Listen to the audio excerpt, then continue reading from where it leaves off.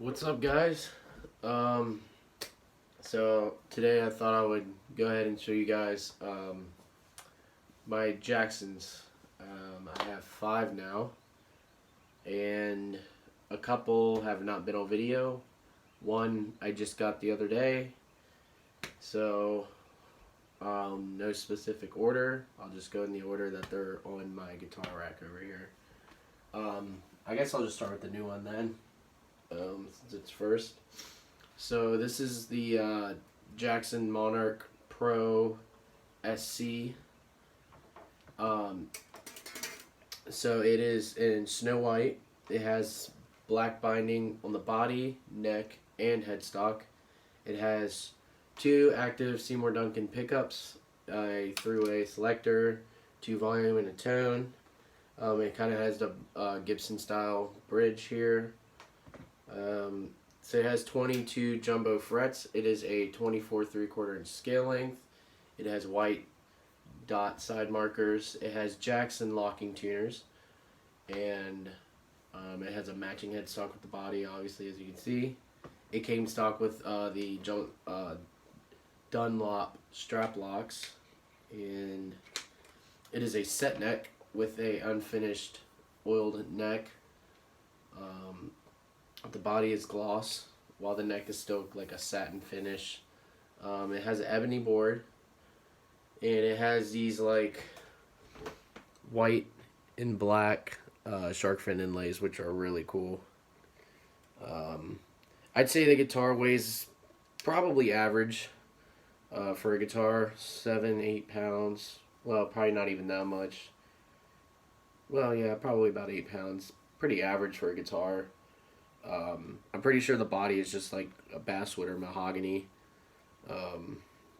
This guitar on the website's like $1,069, but you could probably pick it up at a guitar store anywhere from like 700 to like maybe 900 most at like a retailer store. But yeah, that's how much I got this one for, about like 700, 800 bucks. And I got the molded hard shell case with it.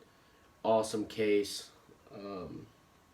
So yeah, it also has like a little kind of beveled belly cut here, which is really nice. I guess it's a nice cut here.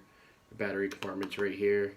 It looks so just pleasing back here. It's just so organized. It looks so nice. But yeah, my first guitar with locking tuners. Definitely my first guitar with active Seymour Duncans. Second guitar with active pickups in general. This isn't my first Les Paul style guitar. I actually had an actual Gibson Les Paul, USA made. Didn't like it because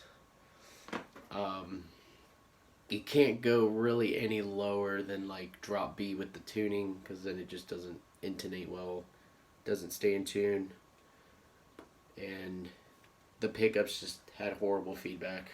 But other than that, I mean, the actual Gibson that I had was actually really good. In general, like, you had it in standard tuning, maybe even drop D, sounded pretty nice. But yeah, that Monarch is my newest one. Here's my Soloist. I can't remember the serial number. They don't even have this on the website anymore. I'm pretty sure it got off the website like last year. I think after 2018 Winter NAMM, this wasn't on the website. But I got this. This will be 2 years now that I've had this guitar, and it's been my main. And I've played it so much that like every time I restring it, I don't even clean the fretboard, because like I just like hurry up and restring it so I can play it. It's just, I don't know, it's just like just one of my favorite guitars to play. It's one of my favorite sounding, and it's just awesome. It's like, it's pretty light. It's a pretty light guitar. It's the one guitar that's probably the most well balanced when you have it, when you have it strapped on. So anyway, this is I'm pretty sure it is actually like a mahogany body, but it's not like a 2-piece or 1-piece mahogany body. It's just like, it's a 5-piece laminated body. And it's a neck through.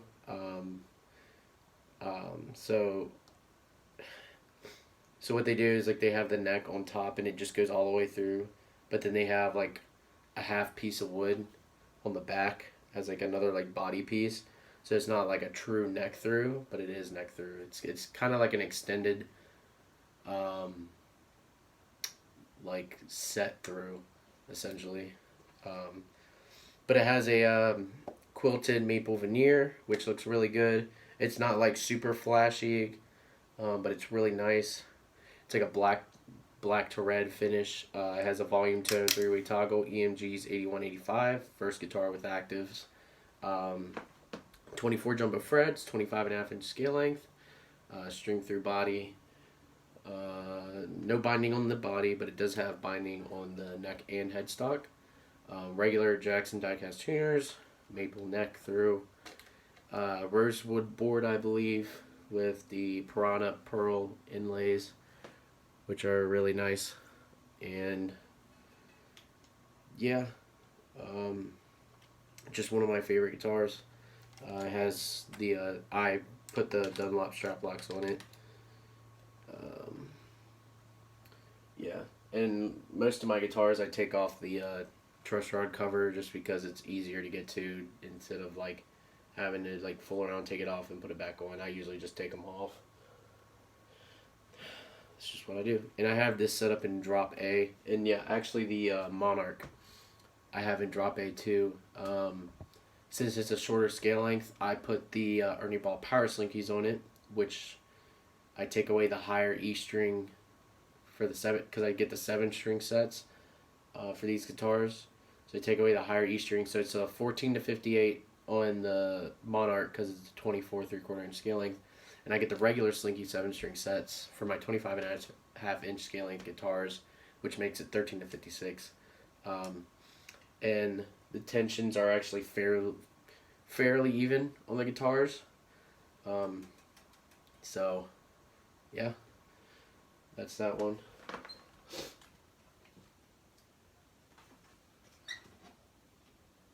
And this one I have is on a lot of videos that I do.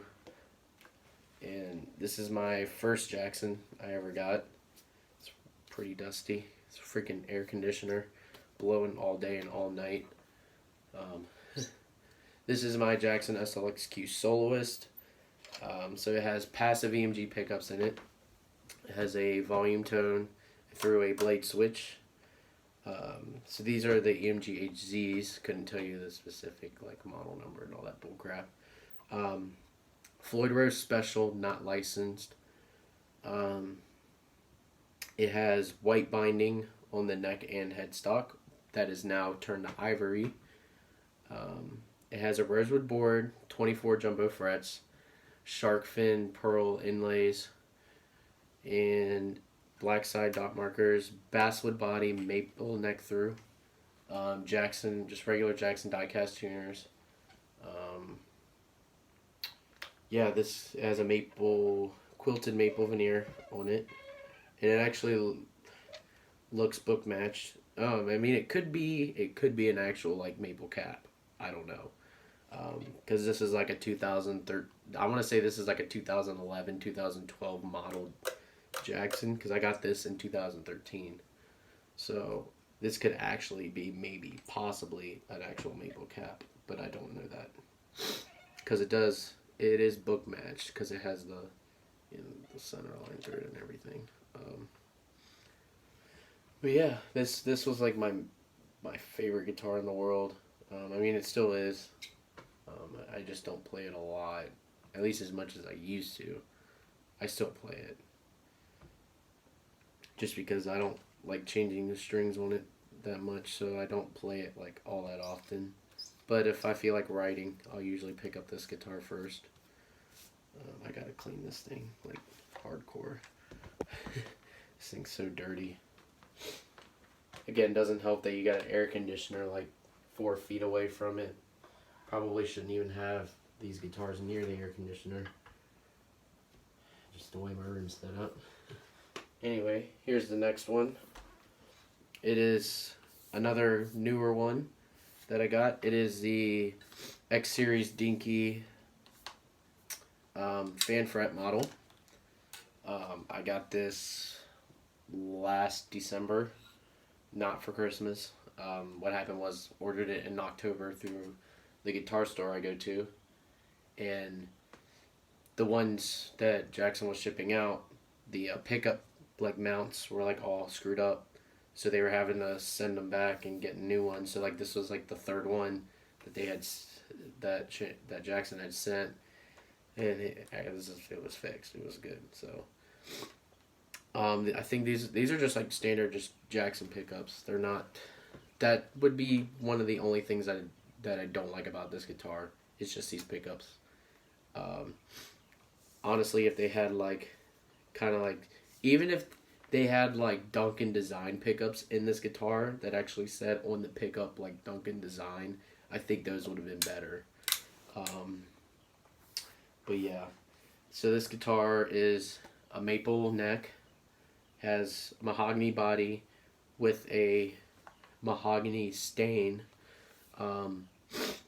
and this guitar like in just room light looks red, but then when you take it out in like sunlight, like you actually go outside and take it out, it's like brown. It's so weird. But this just has like this weird just like individual saddled bridge here, string through. It is a bolt-on, but it has a nice contour to it to where it's actually fairly easy to get up to the higher frets. I don't really play up there much, but so the scale length is 25.5 on the bottom and 26.5 on the top, I want to say, or yeah, 25.5, 26.5, 24 jumbo frets, just offset dot inlays, just regular Jackson tuners. Got this guitar for like $600, not bad at all. I put the Dunlop strap locks on it. I love the contour on this guitar. The satin finish is actually beautiful. It feels great.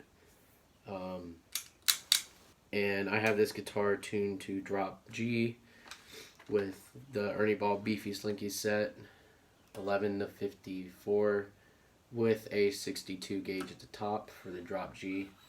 And the grain on the back of the neck is just awesome. So it's a great guitar. Honestly, like one of my lightest guitars that I have.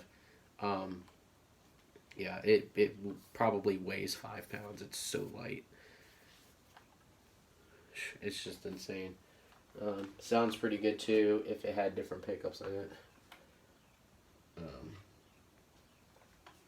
Well, it'd sound better if it had different pickups. And last but not least, my first 7-string that I got is the Jackson Slat M37. I think that's the number. So I got this a few years back. Excuse me. And this has a basswood body, maple neck through, maple fretboard, volume tone, 3-way toggle, Seymour Duncan Nazgul Sentient pickups. Love the hip shot style bridge, string through, white side dots with black binding on the neck and headstock. Has black piranha inlays, 24 jumbo frets, 26.5-inch scale length, regular Jackson tuners. Again, about average weight for a guitar, maybe slightly lighter. Definitely one of my favorite guitars too. This guitar was one of the main guitars I used live a lot. Still continue to use live. So again, drop G, the Beefy Slinky with the 62 gauge at the top. Tension's honestly about the same. The only difference is it's a little bit looser on the thinner strings, but that's really the only difference. It's a little bit tighter on the fan fret model, but not like too much. Not to where like you pick it up and it's like, I can't play this. You know, it's not like where you have to adjust at all. It's just slightly different. But yeah, so those are all my Jacksons. I'm a really I'm really into white and red guitars, so as you could see, you know, the first guitar was white, the last guitar was white, and then the 3 guitars in the middle were red.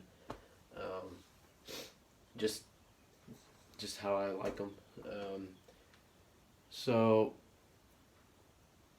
over here, I have a new Mesa 412 oversized cab that I've currently been using. Still got the Kemper. As you can see, I kind of got a little setup here. Nothing special.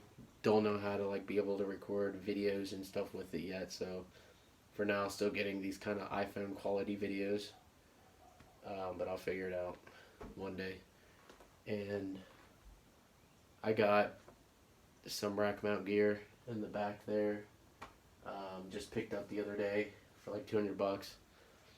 Just gonna try to figure out how to use some of this stuff. So yeah, stay tuned, guys. I'll keep you posted.